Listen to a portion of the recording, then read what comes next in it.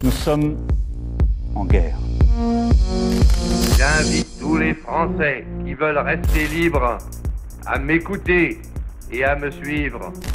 Vive la France, libre, dans l'honneur et dans l'indépendance.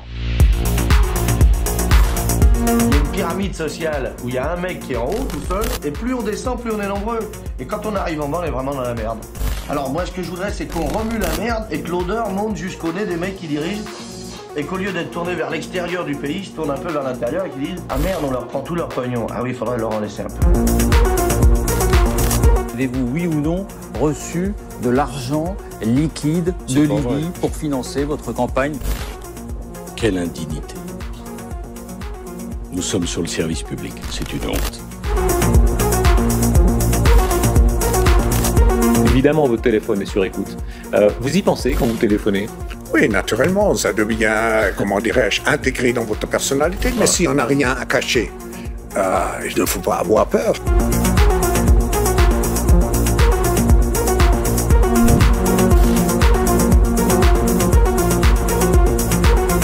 Bonjour l'autre voix.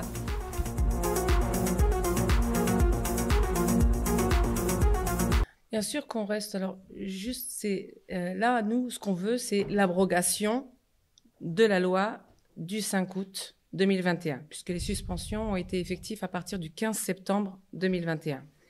Donc aujourd'hui, on ne veut pas d'un décret. Aujourd'hui, avec le gouvernement actuel, en fait, on a eu droit à tout et rien. Et donc, on n'a plus confiance. Et il faut y aller à tâtons. À quelles conditions? Et sous quelles conditions? Oui, certes, le 30 mars, la HAS a donné un avis favorable de réintégration et plus d'obligations vaccinales pour les personnels soignants ou assimilés.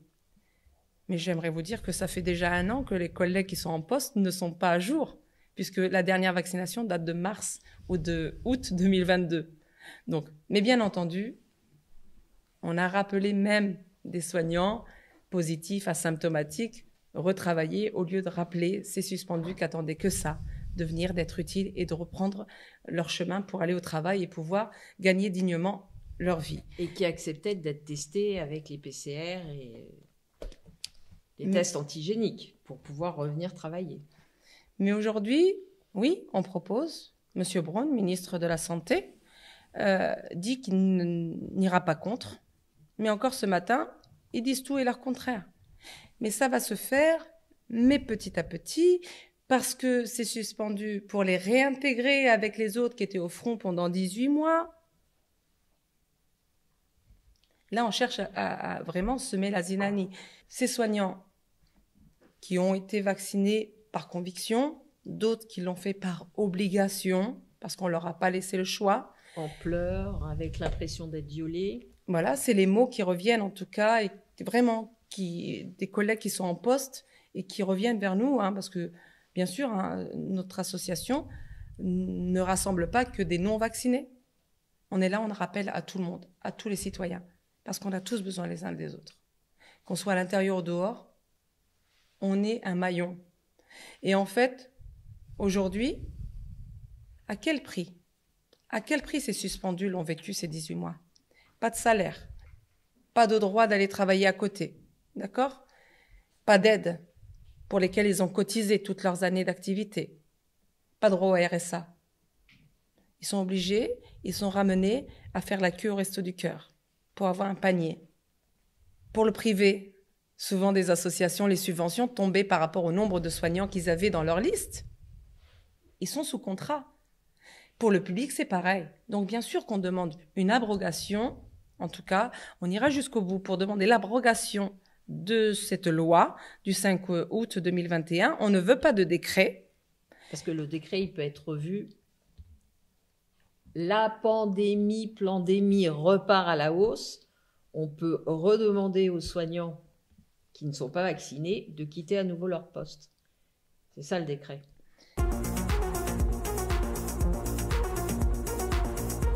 Oui, mais de toute manière, ça fait longtemps. Vous savez, nous, on ne s'est pas battus. On est venu travailler pendant la Covid comme on avait l'habitude de venir travailler parce que les conditions dégradées comme ça, c'était nos conditions de travail déjà bien avant la Covid.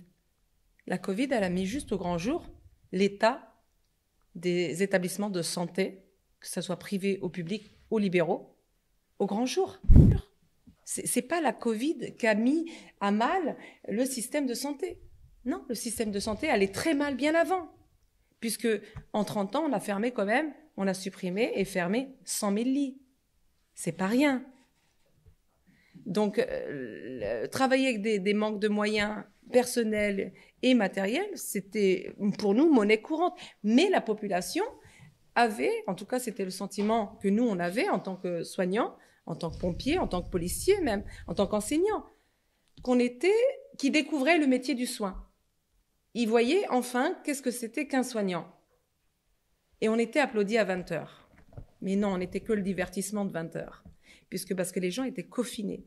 Et le 11 mai, quand il y a eu déconfinement, il n'y avait plus d'applaudissements, aucune reconnaissance ou autre. Mais la solidarité de la population lambda, en tout cas, c'est elle qui nous a donné énormément. Ces enfants nous ont donné énormément, nous a apporté beaucoup de courage. Mais il ne faut pas oublier aussi tous ces soignants qui étaient pendant la Covid, on ne connaissait pas qu'est-ce qu'était ce virus, et qui avaient des hôtels, des maisons d'hôtes qui étaient mis à disposition par peur de contaminer ou parfois parce qu'ils habitaient trop loin. Tous ces sacrifices, ils sont où?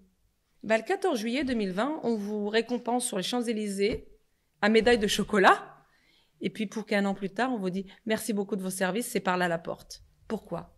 Pour avoir seulement réclamé le droit de choisir et de garder son consentement libre et éclairé. C'est pas rien le consentement libre et éclairé.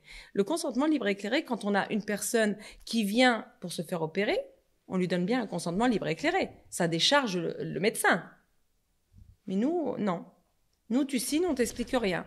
Ça se passe pas comme ça. Il faut savoir que les notices des vaccins étaient blanches.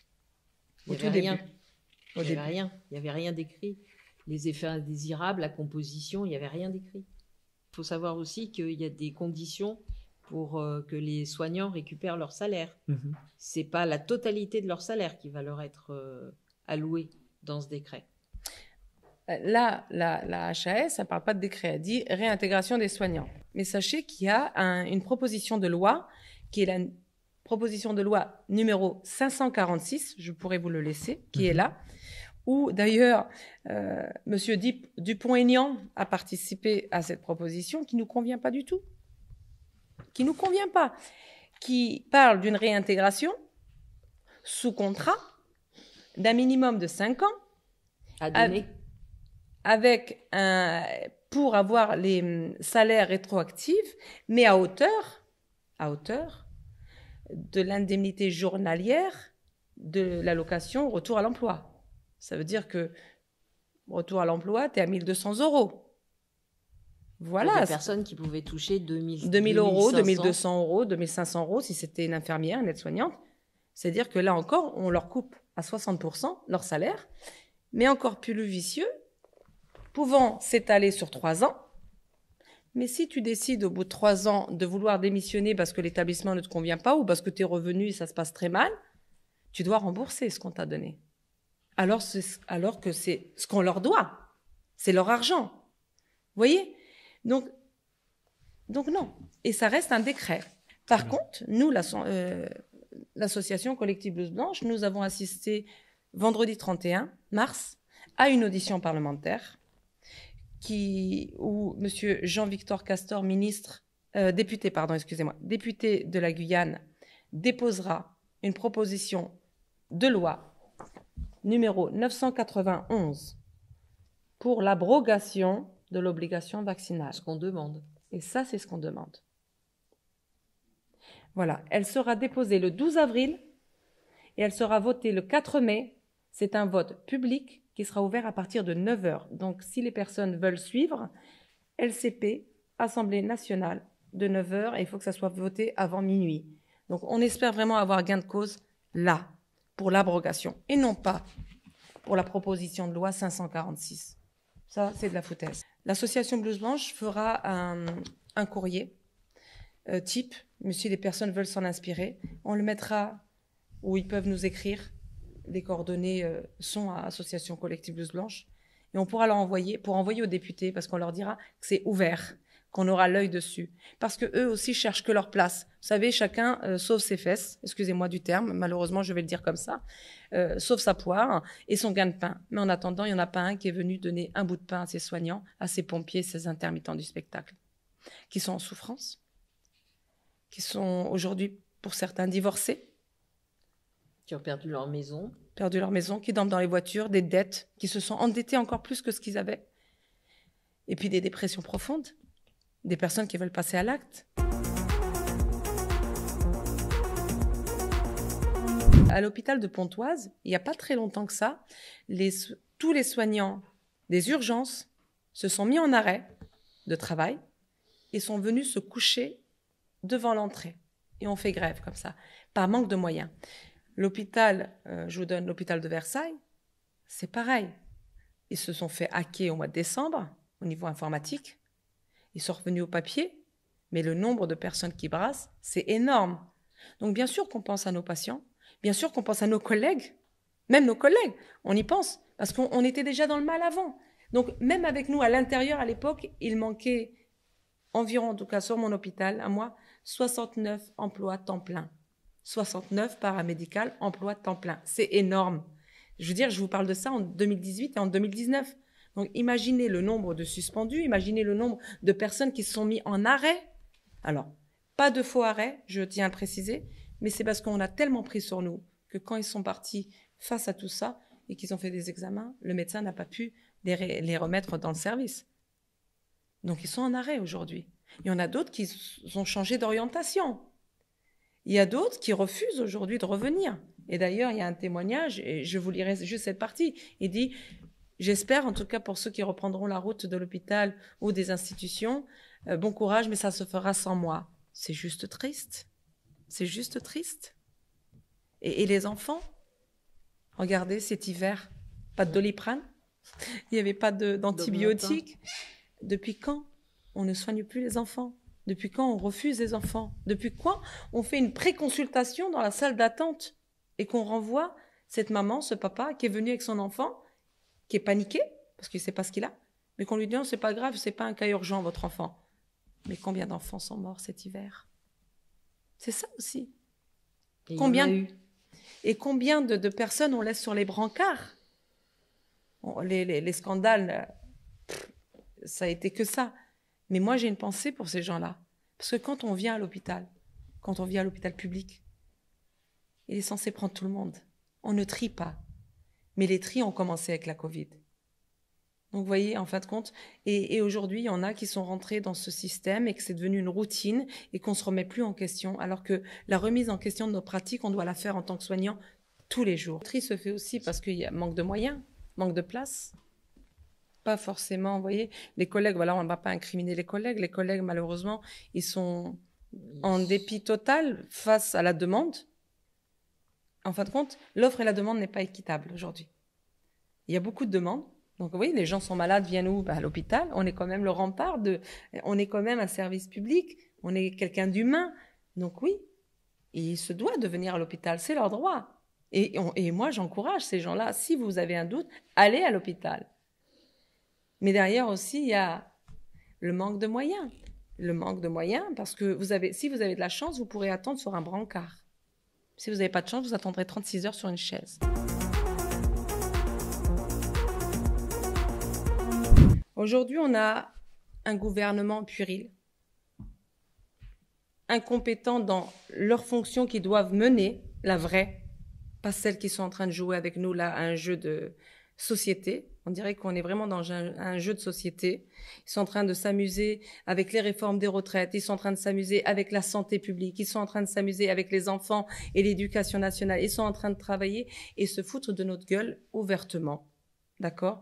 Quand on voit qu'on a quand même un président qui met de l'huile sur le feu volontairement, je dis bien volontairement, et qui sourit, qui dit, s'il y en a un qui est coupable, qu'on vienne me chercher, mais il est jamais là.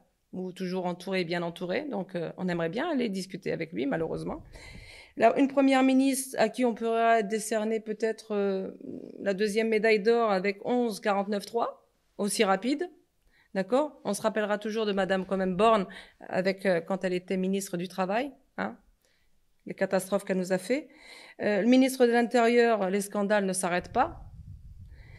Un autre ministre de la Justice qui a le doigt facile en plein hémicycle. Alors du coup, ça donne l'exemple de notre gouvernement et de ceux qui siègent en tout cas. Entre une autre, Madame Chapia, qui était ministre de la Culture, aujourd'hui elle est secrétaire d'État chargée de l'économie sociale et solidarité. Donc le social, solidarité, ils se sont assis dessus, qui pose dans Playboy. Et puis on a une autre ministre de la Culture qui, face à une exposition quand même pornographique au musée de Tokyo à Paris, qui ne remet pas du tout en cause et en question cette image, ce tableau qu'a demandé, que des associations ont demandé à ce que ça soit retiré. Elle dit plutôt, elle répond oui, l'art peut choquer, peut questionner, peut parfois susciter du malaise, voire du dégoût. L'art n'est pas consensuel et la liberté d'expression et de la création est garantie par la loi. J'ai juste précise ce que c'est que la photo en question. Et la photo, oui, ce tableau, vous avez peut-être vu, non? Ce tableau-là, c'était un homme avec un enfant à genoux, les mains attachées dans le dos, en train de faire une fellation. Donc aujourd'hui, on a un système quand même qui est un peu bizarre, un système de santé qui est volontairement en train de se faire casser la gueule. Clairement, on veut plus soigner, on veut privatiser. L'éducation nationale, c'est pareil. Quand vous voyez que les programmes aujourd'hui scolaires en CM2, les rapports sexuels, les patati patata. Aujourd'hui, ce gouvernement-là a mis à genoux la France. Mais certains aussi. Certains Français, il les a mis... Mais ça reste une minorité. Mais c'est pas la faute des Français. Moi, je dis que le gouvernement actuel a mené la population française par la peur. Après, voilà, on est des êtres humains. Moi, je suis pas là pour juger. Vous disiez que le gouvernement était criminel ? Oui, le gouvernement actuel qui est en place ne sont rien d'autre que des criminels.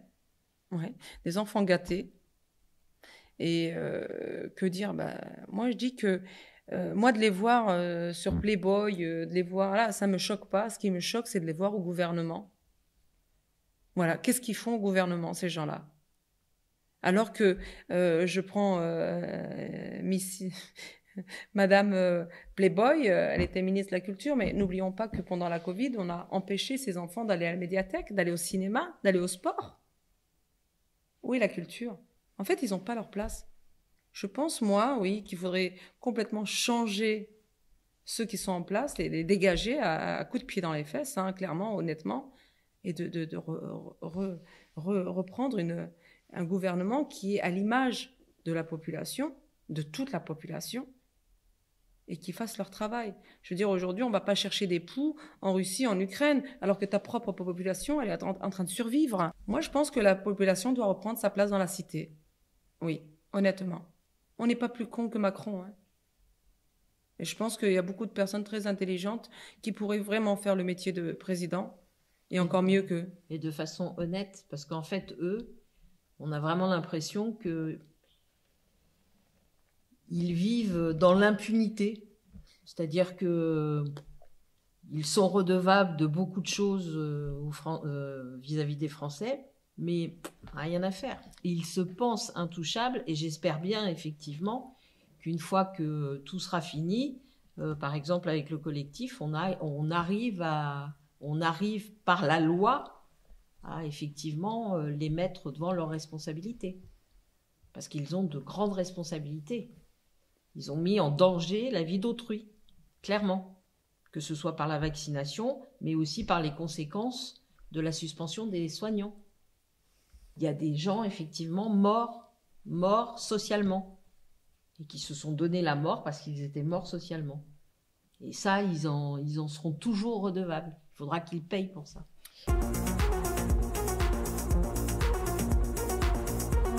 Mais en tant que collectif, on était vraiment bloqués parce que quand on appelait, par exemple, vous voyez, Coluche doit se retourner dans sa tombe, mais quand on avait sollicité les Restos du Cœur, en tout cas dans 78, plusieurs Restos du Cœur, on nous a refusé la collecte alimentaire. Ils ont refusé de nous donner de quoi donner à ces suspendus qui n'avaient ni traitement, ni aide, ni rien du tout, mais alors qu'ils sont légitimes. Au prétexte, en disant clairement, c'est de leur faute, ils n'ont qu'à aller se faire vacciner. Et la Croix-Rouge. Et la Croix-Rouge. La même chose, le même... Mais je vais vous dire, la Croix-Rouge, après, ça c'était en septembre, quand je l'ai vu fin octobre 2021, en train de racketter, en train de racoler ces petits jeunes quand on a eu le Vaxibus Skyrock sur les Mureaux, on a compris. Ils étaient en train d'aller à la gare, de racoler ces jeunes et de les ramener dans le Vaxibus de Skyrock. Donc vous comprenez très bien que c'est des pro-vax. Et que là, ils n'ont pas fait la neutralité. On peut travailler ou être bénévole au Restaurant du Cœur et garder son avis pour soi, mais on est là pour quelque chose. Ils l'ont refusé.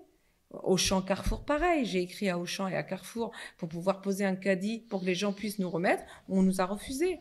Eux ne nous ont pas dit que comme ils nous ont dit que c'était politique et qu'on était un collectif, on n'était pas légitime. D'où, du coup, notre passage en association. Au bout de 3 fois, on a fait le dossier, on l'a fait, on nous l'a renvoyé parce que l'objet de notre association, c'est défendre et promouvoir toutes les libertés fondamentales. 20 mois après, j'ai pas besoin qu'ils me donnent à manger, en fait. C'était là, tout de suite. C'était tout de suite après vraiment l'annonce, après la suspension. C'était violent pour ces gens. Donc, au mois de septembre, tu avais ton salaire, mais en octobre, tu n'avais rien du tout. Tu peux pas prétendre au Pôle emploi, tu peux pas prétendre au RSA, tu peux pas... T'as cotisé toutes ces années. Dans ce cas-là, moi, je dirais, vous voulez un système à l'américaine, donnez-moi mon brut et je me débrouille, puisque déjà, je me paye une mutuelle. Vous voyez ce que je veux dire? Aujourd'hui, vous avez des personnels qui sont suspendus et on leur envoie des bulletins de salaire avec négatif. 0. Négatif, Sylvie. Ah oui. Négatif. Pourquoi? Parce que vous savez, pendant 18 mois, vous avez la mutuelle, mais la mutuelle, il y a la part employeur et la part salariale. Avant, ils prélevaient sur votre salaire. Mais maintenant, ils vous le mettent. J'ai accompagné une collègue, Sylvie, au Prud'homme. On est passé. Vous voyez, les patrons se cachent toujours avec leurs avocats derrière la loi du 5 août 2021, qu'ils n'ont aucune marge de manœuvre et autres, parce que ma casquette aussi de défenseur syndical me laisse plaider dans tous les tribunaux prud'homaux ou en appel d'Île-de-France. Et du coup, j'ai accompagné énormément de collègues. Mais ils se cachent derrière ça. Mais toi, quand on a demandé pourquoi le bulletin de salaire était négatif et qu'il fallait le remettre à 0 à la rigueur, non, il faut qu'elle paye sa mutuelle. Donc aujourd'hui, elle n'a pas de salaire, elle n'a pas de quoi vivre. Vraiment, c'est survivre. C'est Clément-D, manger un repas par jour. Non, mais c'est juste criminel. Moi, ça me donne envie de vomir. Et en plus, ton patron qui t'inflige cette violence, tu dois en plus, à la fin, lui payer ta mutuelle durant tes 18 mois. T'as même pas été une fois au médecin. Et même si tu es malade, tu n'y vas pas parce que tu n'as pas pour payer la consultation du médecin. Oui, c'est pas rien en fait ce qu'ont vécu ces gens. Je vais juste montrer cette image-là. C'est une infirmière. Je vais donner ses initiales, MB. C'est la criminelle que j'ai été. Macron a dit que les soignants non vaccinés étaient des criminels en puissance. Et ça a été repris par la population, certains de la population, qui effectivement nous ont traités de criminels, d'inconscients. Voilà. Donc, Monsieur Macron avait bien dit aussi que de toute façon, il avait l'intention d'emmerder les soignants non vaccinés. C'était devenu une stratégie et non plus un plan sanitaire. Et c'est le terme employé. Donc on voit bien que tout ça, sous l'autel d'une politique volontaire et voulue, ça n'a rien d'épidémique, ça n'a rien de sanitaire. Et tout ça n'est que politique, puisqu'il continue, il ne s'arrête pas là.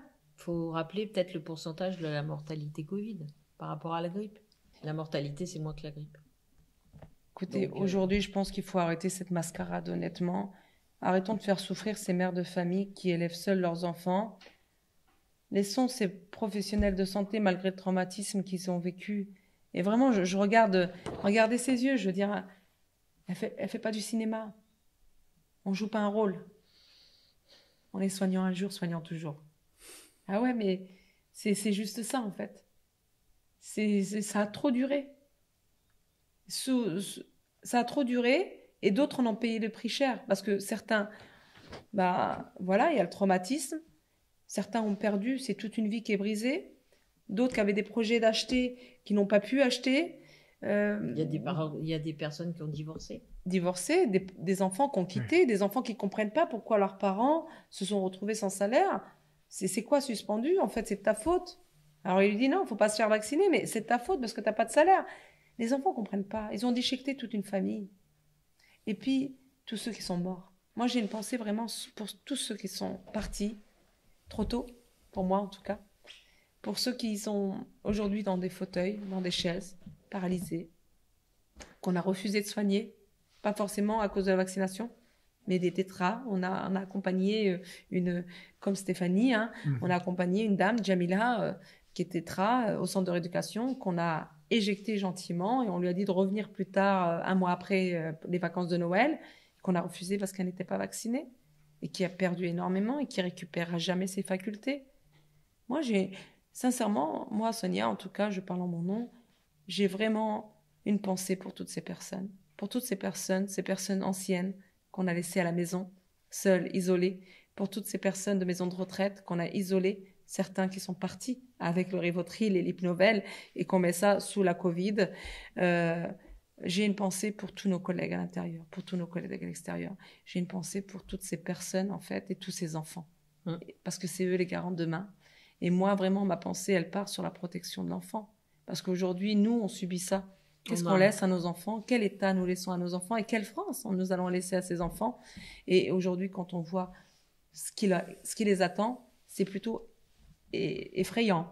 Et si Macron m'a pas fait tomber, moi, Sonia, là, il me fera pas tomber et j'irai jusqu'au bout pour ces enfants. Ces enfants dont moi, je suis maman de 3 enfants, mais qui sont un peu plus grands, mais pour l'avenir de demain, en fait. Parce qu'on n'oublie pas qu'ils ont amendé toute cette jeunesse à cause du confinement. Aujourd'hui, j'ai 20 jeunes, entre 15 et 20 jeunes endettés, puisque les amendes ont été majorées entre 10 000 et 15 000 euros. On commence à 18 ans, tu commences à endetter. Alors qu'on voit des banques, des grandes banques en France, avec des évasions fiscales qui sont accusées de fraude. Après, accusées de fraude. Alors que nous, on ne nous fait pas de cadeaux quand les prélèvements ne peuvent pas passer. Où est la solidarité? Où est le social? On a cassé ce lien social ici en France.